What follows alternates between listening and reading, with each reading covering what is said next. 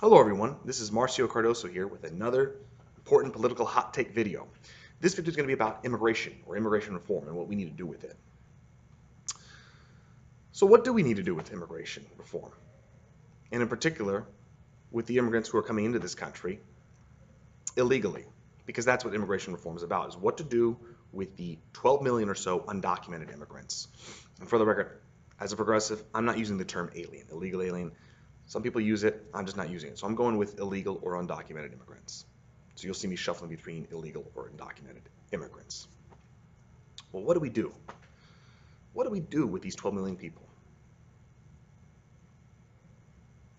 Well, first of all, how did they get here? By and large, most people who come to this country illegally don't cross the southern border with Mexico. They come in legally at first through government-issued visas, and then they overstay those visas when they expire because a visa has a time limit. You overstay it, now you're illegal. That's how you factor into being illegal.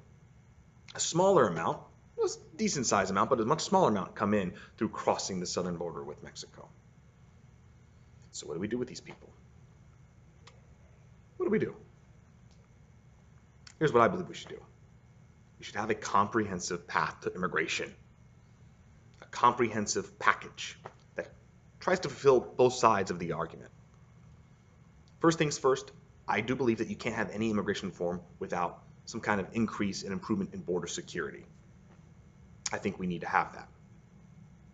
I think putting more resources, more money towards having Border Patrol agents against the border is the best option. Because what we have found is that Border Patrol agents do the best work in terms of preventing people from crossing over. It's actual people on the ground. And they're able to communicate with these migrants and figure out what's going on, bring them back, and whatnot. Certain technology to help monitor the border is a good idea as well. We could put more money and resources into that. I don't think, unlike President Trump, we should build a massive wall. I just don't see the need of it. First of all, there are already some areas along our border with Mexico that have a wall or a fence. We're not going to take those down. It's up, it's there. In some cases it works. In some cases we found that people are just building tunnels to go underneath.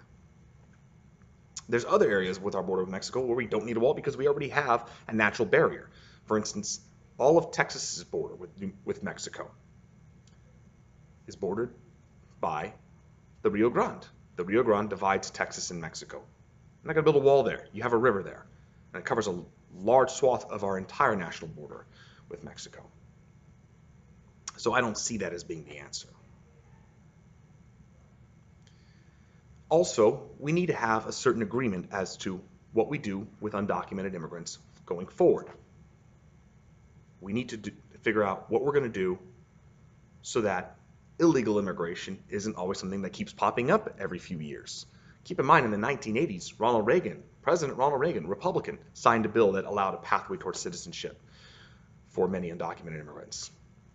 A lot of people who didn't like that called it amnesty, just giving them citizenship. And if you don't figure out what you're going to do in the future to prevent this issue coming up, you're going to consistently have generation after generation where what are we going to do with the undocumented immigrants? By and large, most people come into this country, whether it's legally or illegally, to seek a better life, to make more money. To do that, you need to get a job. So what do we do to make sure that you're not constantly having this flow of undocumented immigrants? I believe in a system that has gained more traction, and that's called e-verification. I know it's not a perfect system. There's been kinks and flaws with the system. I get it. But if you continue to work at it and improve that system, e-verification is a great idea. It's also known as EVerify. What is that? EVerify is a system where anyone who applies for a job has to put their name through this governmental auditing system known as EVerify, which basically verifies if you have the necessary paperwork to work in this country, meaning, are you a documented resident? Doesn't mean you have to be a citizen, just a resident, a legal person. If you're not able to pass through the system, it means essentially you're undocumented. You don't have the right paperwork, and therefore you can't get a job. That'll go a long way in deterring people from coming to this country illegally to get work. And that, by and large, will cut down on the flow on undocumented immigration, in my opinion. Now, there's a handful of people who are coming to this country illegally to do bad. Not all illegal immigrants are coming here for the right reasons. Most, I think, are, but not all. Some are coming in for drugs, crime. I have a video on drugs, so check that out, and you can see how we can better combat the drug trade. That, in my opinion, will go a long way towards deterring those illegal immigrants. But again, that's a small portion of the population of undocumented.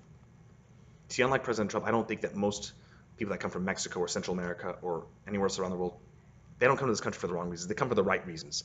They're coming here to live a better life. And they need to be treated humanely as a result of this. Which brings me to my final point of immigration reform. What do we do with the current people who are already living in this country illegally? I think there needs to be a time limit. If you lived in this country for only a year or so and you're illegal, there may have to be a path towards having you leave the country and come back in. Now, I know that sounds harsh, and I know people are going to watch that and go, oh, wow, you want to deport them all? And you're progressive? How could you be progressive if you want to deport them all? No, I'm trying to find a common ground here. But by and large, most of the undocumented immigrants, especially those who have been in this country for a couple years or longer, in my opinion, deserve to stay, so long as they follow through on a series of issues. One, they have to pay a certain fine or back taxes. I know some people who are pro-immigrant will say, well, they already pay taxes, and that's true. Whether you're legal or illegal, everybody's paying sales taxes. Everybody. And there's other certain taxes and fees that you have to pay just by being here, whether you're legal or illegal. But then there's other taxes you don't have to pay. By and large, although we know that there are some exceptions to this, a lot of undocumented workers, by and large, aren't paying income taxes. Because if you put them on the payroll and you start taxing them based on their income, well, now you're going to have to look up their information and wonder, wait a minute, they're undocumented? Now there's that issue. So there are certain taxes that undocumented immigrants don't pay. And as a result, a fee or a back tax should be paid by those people. I think that's the key one. Two, I think certain efforts should be made so that these immigrants learn English, if they don't already. There's this idea that every illegal immigrant can't speak any English. That's not true. There's a lot of undocumented immigrants who can speak English, in some cases very well. But for those who might have a tougher time, an effort for them to learn to speak the language. I think that's a good idea. It's such a diverse country. We have so many differences and so many different things. I think one way to kind of bring us all together, to have something in common, is a common language. So I think for those folks, that's something to put on the table. And I think talking to most people, those are common sense things that they should do. Even people who I know who are undocumented themselves, or people who I know who know undocumented folks, they agree. Paying a certain fine, they're okay with that. Taking classes to learn English, that's fine, as long as they get a chance to stay here and not get deported. We can't deport 12 million people. That's ridiculous. These people are by and large good people who deserve a chance to stay and continue their lives. In many cases, these people now have family members who live here, who are American citizens. They've had kids born here, and as a result, those kids are American citizens. I don't want to hear this argument of, oh, they're just anchor babies. An anchor baby is the term that the right will use when an immigrant comes here, then has a baby, and it's a way of allowing the immigrant to stay because they've had a baby born here who's an American citizen. No, that term's ridiculous. There's a lot of undocumented immigrants who've come here to live a better life. They've since had kids born here. If you're deporting that immigrant, now the kid either has to leave with them and leave the only country that they know, or you're separating families, which tragically is already happening as a result of things like DACA expiring. I don't think it's just the dreamers who should be allowed to stay. By and large, most of these undocumented immigrants deserve an ability to stay in this country, so long as they do certain things like pay back taxes, commit to learning English if they haven't already. But don't take them away.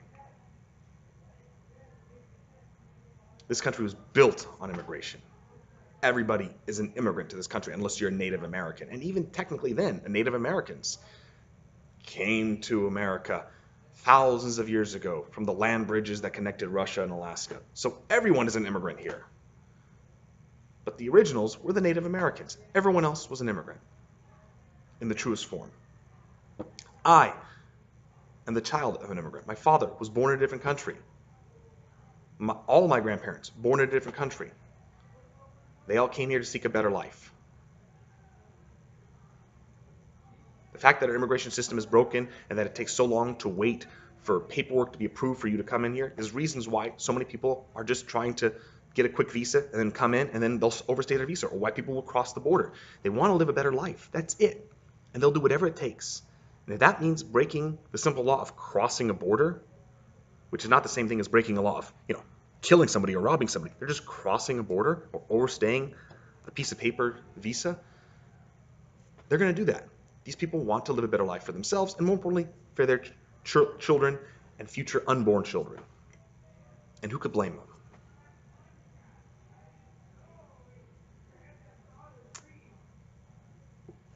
The solutions are not that difficult. What I've mentioned to you as solutions are already solutions that our politicians have actually already brought up. Several times in the past decade, Republicans and Democrats have come into agreement on these issues. But it just couldn't cross the finish line. Back in 2007, I believe, George Bush almost had an agreement, except the comprehensive immigration platform couldn't pass the Senate. If it passed the Senate, George Bush would have signed it, and it would have become law, and I think would have done a lot of good for the country. President Obama tried it again in 2010, I believe. But once again, it never got out of the Senate.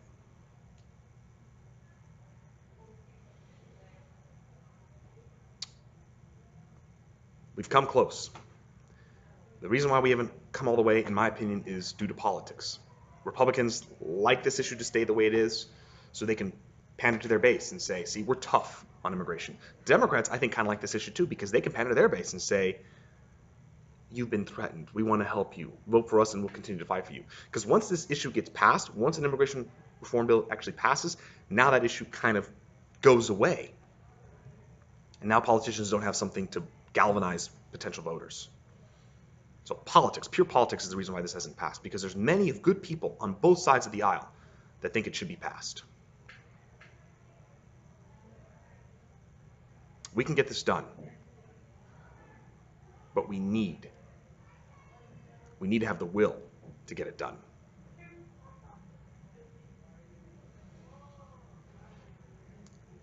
Thank you for watching, and have a good day.